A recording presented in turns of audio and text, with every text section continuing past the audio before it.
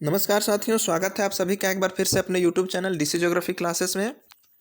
यदि चैनल पर नए हैं तो चैनल को सब्सक्राइब कर लीजिए और बेल आइकन को प्रेस कर लीजिए ताकि हर नई वीडियो की नोटिफिकेशन आप तक आसानी से पहुंचती रहे। तो चलिए आज के सेशन की शुरुआत करते हैं। और आज के सेशन की शुरुआत हम लोग कल के पढ़े हुए एक प्रश्न के साथ करेंगे। कल हम लोगों ने जो पढ़ा है उसी से आज एक प्रश्न है आपके सामने। अगर आप इस प्रश्न का उत्तर जानते हैं तो वीडियो के कमेंट बॉक्स में ज़रूर आंसर बताइएगा। प्रश्न आपके पास लैटिन अमेरिका के अंतर्गत सम्मिलित है। कौन कौन से देश लैटिन अमेरिका के अंतर्गत आते हैं? ऑप्शन ए है मैक्सिको, वेस्ट इंडीज, उत्तरी अमेरिका तथा अंटार्कटिक। ऑप्शन बी है मैक्सिको, वेस्ट इंडीज, मध्य अमेरिका तथा दक्षिण अमेरिका। ऑप्शन सी है बरमूडा, वेस्ट इंडीज, मैक्सिको तथा यूएसए।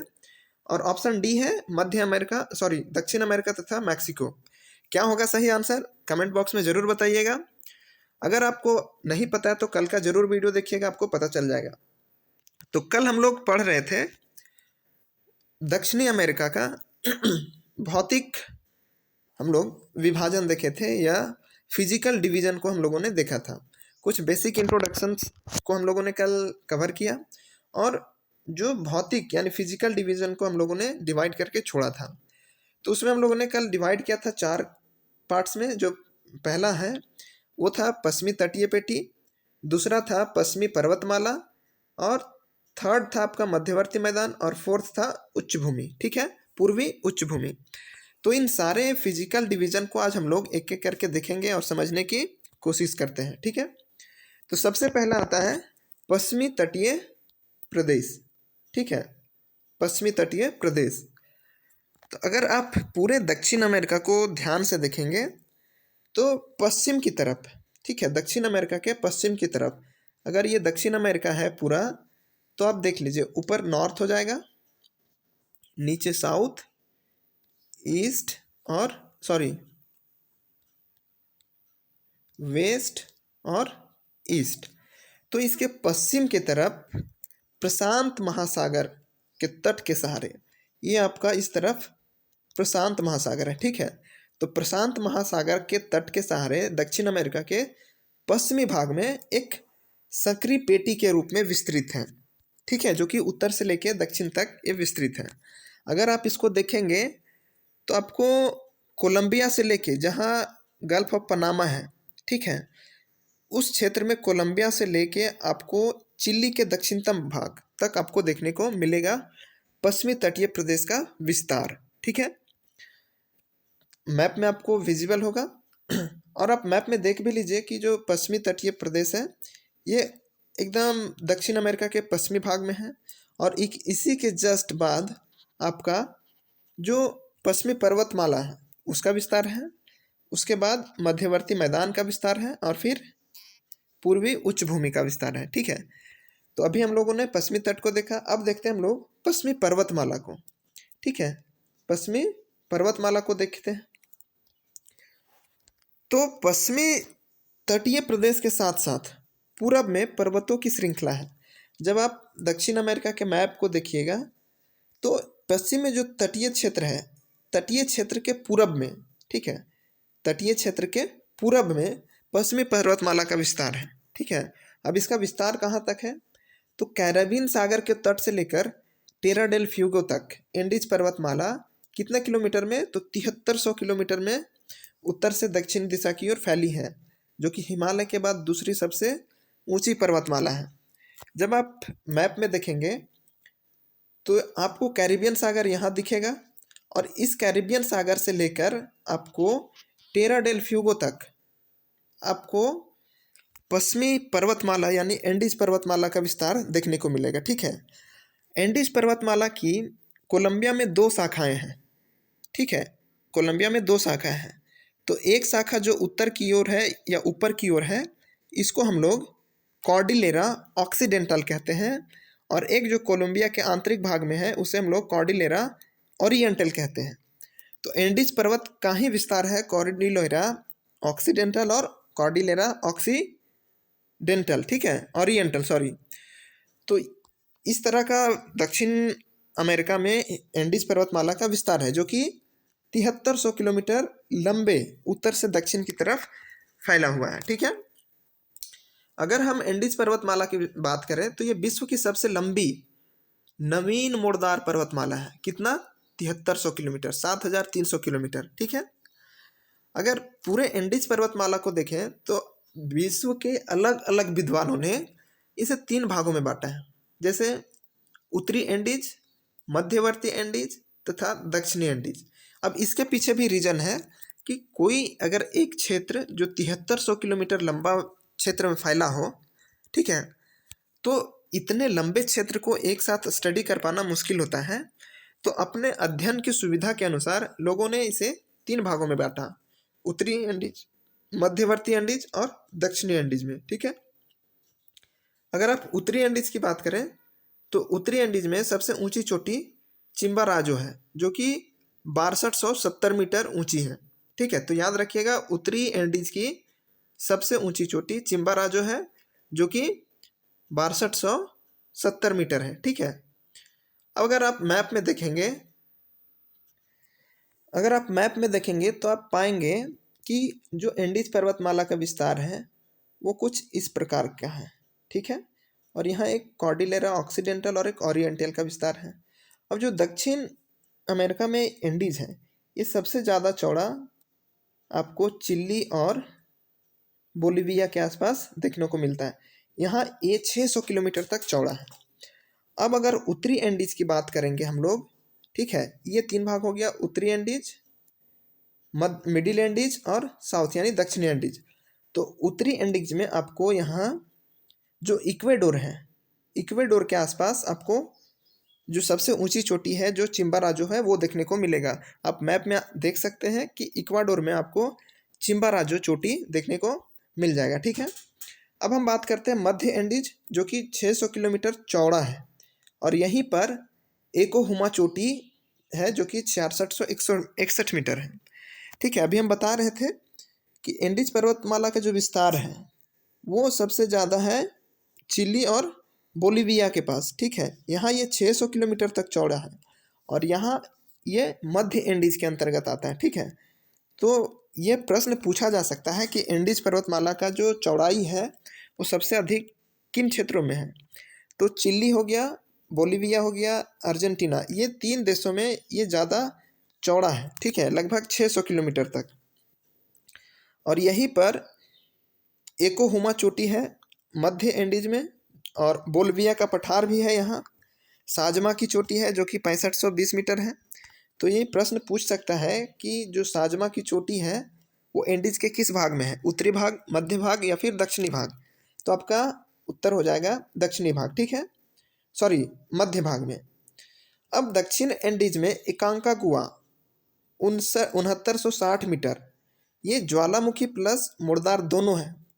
जो एकांकागुआ है ये ज्वालामुखी भी पर्वत है और मुर्दार पर्वत भी है। ठीक है, जो कि ये पूरा ओवरऑल एंडीज पर्वत की सबसे ऊंची चोटी है। ठीक है, एकांकागुआ।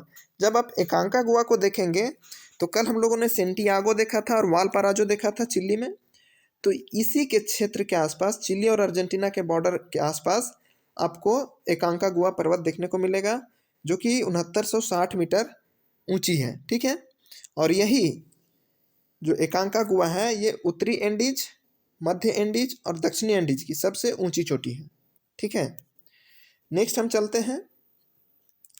अगर आप देखेंगे तो पेरू और बोलिविया की सीमा पर बोलिविया का पठार है, और यहीं एक टीटीकाका झील है जो कि सबसे अधिक ऊंचाई पर स्थित झील है। ठीक है, जब आप पेरू को देखेंगे, ये रहा, और ये बोलिविया, और ये दोनों के बीच सीमा रेखा पर एक झील है जिसका नाम है टीटीकाका झील, और यही टीटीकाका झील सबसे अधिक ऊंचाई पर स्थित है। ठीक है, तो ये आपको ध्यान रखना है किन 2 देशों के बीच है, तो पेरू और बोलिविया की सीमा पर। ओके।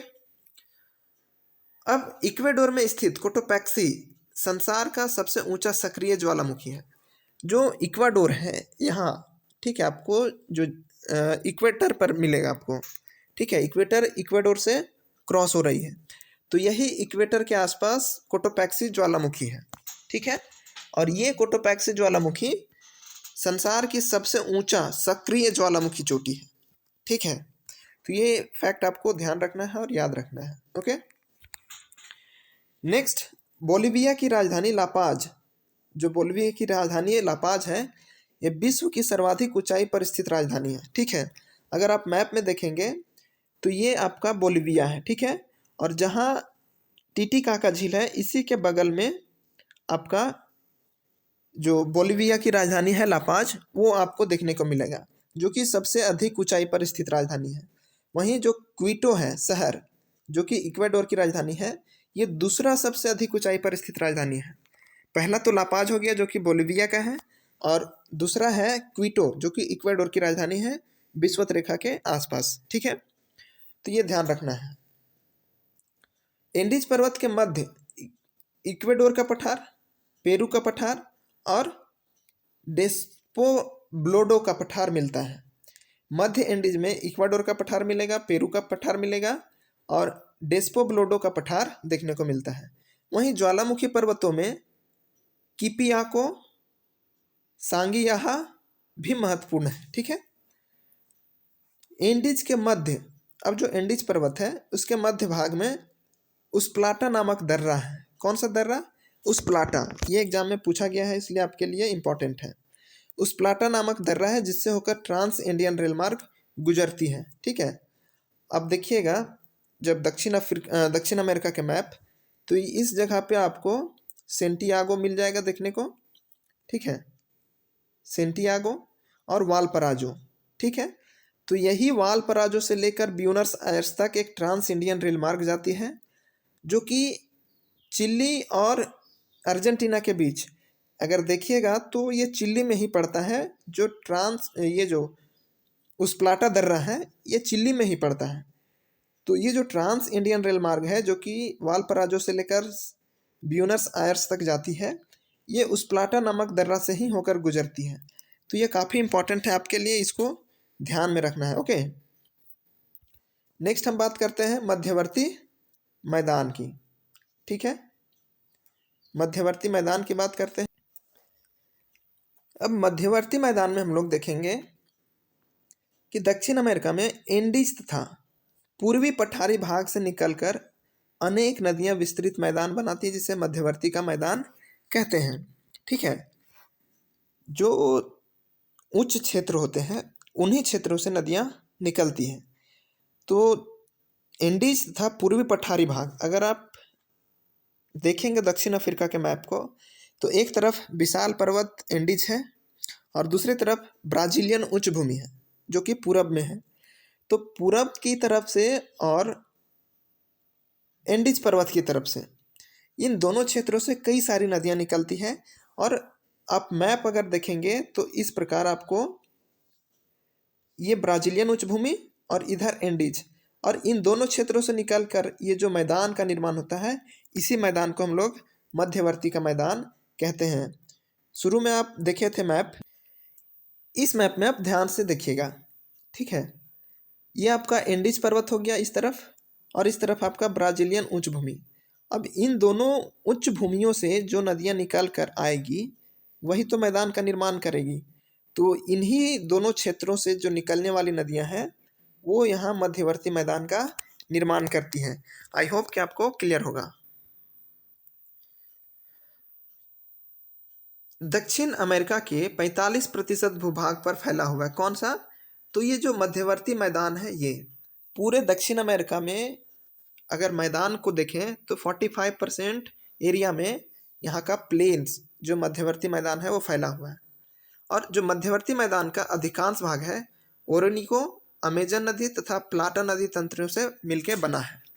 जो मध्यवर्ती मैदान है, इस मैदान में सबसे ज़्यादा जो कंट्रीब्यूशन है वो अमेजन नदी का है, ओरिनिको नदी का है, और जो प्लाटा नदी तंत्र है उसका है। ठीक है, अब आपके दिमाग में आएगा कि प्लाटा नदियाँ क्या है। तो प्लाटा नदी क्या है अभी हम लोग देख रहे हैं। तो यहाँ दक्षिण अमेरिका में एक नदी है पराना, पराग्वे, उरुग्वे, और इनकी सहायक नदियों को सम्मिलित रूप से प्लाटा तंत्र कहते हैं। ठीक है, कौन कौन, ये प्रश्न पूछा गया है, प्लाटा तंत्र के अंतर्गत कौन कौन सी नदियाँ सम्मिलित हैं। तो पराना, पराग्वे, उरुग्वे और इनकी सहायक नदियाँ, इन सारे नदियों को संयुक्त रूप से प्लाटा तंत्र या प्लाटा बेसिन कहा जाता है। ठीक है, ओरिनिको की जो सहायक नदी है वो मेटा है, आपुर है और कैरो है। ठीक है, आपको ध्यान रखना है। और यही जो ओरिनिको की सहायक नदी कैरो है, इसी कैरो नदी पर एक विश्व प्रसिद्ध जलप्रपात है। कौन सा बताइएगा कमेंट बॉक्स में। अब आप देखिए दक्षिण अमेरिका के मैप को, तो आपको यहाँ एक उरुग्वे नदी मिलेगी, फिर पराना, उसके बाद पराग्वे नदी, और इनकी जो भी सहायक नदियाँ हैं, इन सारे की सहायक नदियों को मिलाकर हम लोग प्लाटा तंत्र या प्लाटा बेसिन के नाम से जानते हैं। ओके, नेक्स्ट आते हैं हम लोग। अमेजन नदी अपवाह क्षेत्र की दृष्टि से विश्व की दूसरी सबसे विशाल नदी है। ठीक है, पहला में कौन है? तो जो नील नदी है वो प्रथम स्थान पर है, तो दूसरे स्थान पर अमेजन नदी का नाम आता है। तथा विश्व की दूसरी सबसे लंबी नदी है, ठीक है, जो कि एंडीज पर्वत से निकलती है, ब्राजील से होते हुए अटलांटिक महासागर में गिरती है। ठीक है, जो अमेजन नदी है ये एंडीज पर्वतमाला से निकल रही है। ठीक है, जब आप मैप में देखेंगे तो ये आपका एंडीज पर्वतमाला, ठीक है, और इसी एंडीज पर्वतमाला से ये नदी अमेजन निकलती है और अटलांटिक महासागर में जाकर गिर जाती है। ठीक है, अब जब अटलांटिक महासागर में गिरती है उसके पहले इसमें एक महत्वपूर्ण नदियां हैं, दो नदियां सहायक है। एक है मेडीरा जो कि सबसे लंबी सहायक नदी है इसकी, और एक है नीग्रो। और नीग्रो के पास ही एक शहर बसा हुआ है जिसका नाम है मानोस। ठीक है, नीग्रो नदी जहाँ मिलती है अमेजन से, इसके मुहाने पर एक शहर बसा है जिसका नाम है मानोस। तो इस मानोस नगर तक अमेजन नदी में अटलांटिक महासागर से जहाज़ें जो होती हैं, जो जलयान होती हैं, वो आसानी से आ जा सकती है। ठीक है, अटलांटिक महासागर से कहाँ तक? मानोस नगर तक। ठीक है, और इसी मानोस नगर के आगे आप देखिएगा जहाँ अमेजन नदी का मुहाना है, यहाँ एक द्वीप है और इस द्वीप का नाम है मराजो। ठीक है, ये भी काफ़ी इम्पोर्टेंट है, जो अमेजन के मुहाने पर स्थित है। तो अमेजन के मुहाने पर स्थित द्वीप मराजो और नगर मानोस, याद रखिएगा, एग्जाम के पॉइंट ऑफ व्यू से काफ़ी इम्पोर्टेंट है। नेक्स्ट हम लोग बात करते हैं पूर्वी उच्च भूमि। गुयाना तथा ब्राज़ील के पठार इसके अंतर्गत आते हैं। ठीक है, जो पूर्वी उच्च भूमि है इसके अंतर्गत ये जो ब्राज़ीलियन आइलैंड है ये आता है, और जो गुयाना उच्च भूमि है ये आता है। तो इन क्षेत्रों को हम लोग पूर्वी उच्च भूमि के नाम से जानते हैं। ठीक है, जो गुयाना उच्च भूमि है इसका विस्तार अमेजन घाटी से उत्तर में फ्रेंच गुयाना से लेकर पश्चिम में कोलंबिया तक है। ठीक है, पश्चिम में कोलंबिया तक है, ये गुयाना उच्च भूमि का है। ठीक है, यह ओरिनिको नदी द्वारा भी दो भागों में काट दिया गया है। ये जो गुयाना उच्च भूमि है ये ओरिनिको नदी इसको दो भागों में काट दी है। ठीक है, गुयाना का पठार में विश्व का सबसे ऊंचा जलप्रपात एंजिल जलप्रपात है। इसी गुयाना के पठार में एंजिल जलप्रपात स्थित है, जो कि अमेजन की ओरिनिको की सहायक नदी जो कैरो है, ठीक है, उसके ऊपर स्थित है।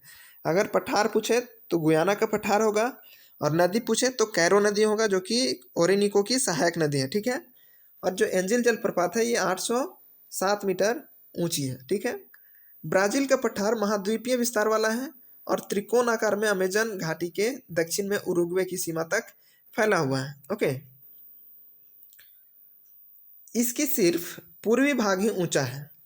अगर पूर्वी पठारी भाग को देखेंगे तो इसमें केवल पूर्वी भाग ही ऊंचा है, जहां कई श्रेणियां 2500 मीटर से भी अधिक ऊंची है। ठीक है, पूर्वी पठारी क्षेत्र। संपूर्ण पठार कटा फटा बहुत ही प्राचीन कठोर है, अतः इसे ब्राज़ीलियन मैसिफ भी कहा जाता है। तो पूर्वी उच्च भूमि को ब्राज़ीलियन मैसिफ के नाम से जाना जाता है। क्यों? क्योंकि ये बहुत ही कठोर चट्टान का बना हुआ है और बहुत ही कटा फटा हुआ है। तो कटा फटा अधिक होने के कारण और अधिक कठोर होने के कारण पूर्वी उच्च भूमि को ब्राज़ीलियन मैसिफ के नाम से जाना जाता है। ओके, दक्षिणी एंडीज के सटे पूर्वी भाग में पेंटागोनिया का पठार मिलता है, जो कि एक शीत मरुस्थल है और पर्वत पदीय पठार का उदाहरण है। ठीक है, जब आप मैप देखेंगे सपोज ये दक्षिण अफ्रीका का मैप है, ठीक है। तो ये एंडीज पर्वत है। अब यहाँ आप जो अर्जेंटीना है, इसके नीचे एकदम दक्षिण में आपको पेंटागोनिया का पठार मिलेगा, जो कि कैसा है, तो शीत मरुस्थल है, ठीक है। एक शीत मरुस्थल है, ये आपको याद रखना है। और ये पर्वत पदीय पठार का भी उदाहरण है। आई होप कि आपको समझ में आ रहा होगा। तो यही था आज का एक हमारा छोटा सा सेशन। आई होप कि आपको सेशन पसंद आया होगा। अगर वीडियो पसंद आया तो लाइक कीजिएगा, चैनल पर नए हैं तो सब्सक्राइब कीजिएगा, और अच्छा लगे तो अपने दोस्तों के साथ शेयर भी कीजिएगा।